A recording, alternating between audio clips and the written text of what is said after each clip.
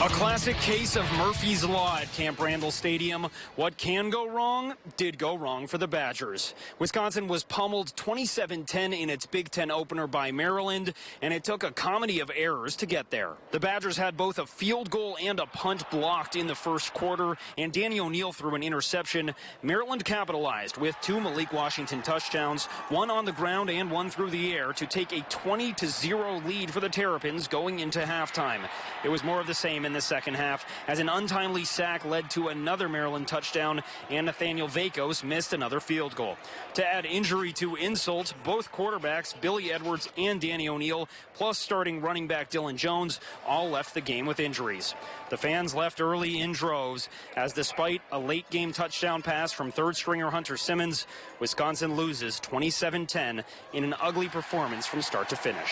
We didn't do a good enough job on any phase of the game, and give them some credit that they came out ready to play. And outside of the first drive in the first series, we did not. There's a lack of identity right now and trying to figure out what that is. And there is some ups and downs that when things don't go well, that we've had a hard time in getting ourselves out of the hole.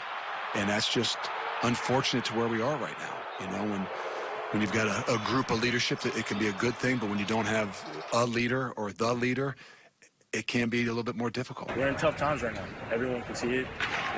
There's no point in acting like it's not happening. It's tough times, but we got to be better. We got to show others how to fight against adversity, and that's all we're going to continue to do, regardless of whatever everyone else thinks. We got to get better. We can't worry about the outcome. We just need to take it 1 week at a time and focus on who our opponent is and do everything in our power to be prepared to go play, whoever it is.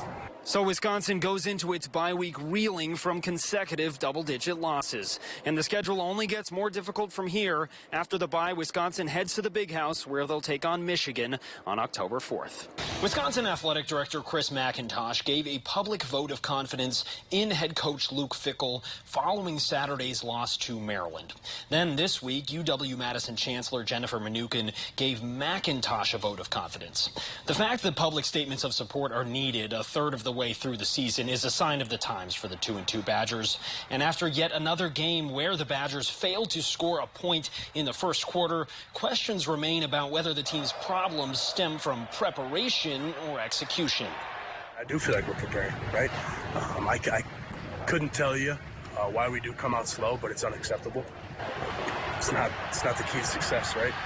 So we need to address that, figure out why it's happening, and get better.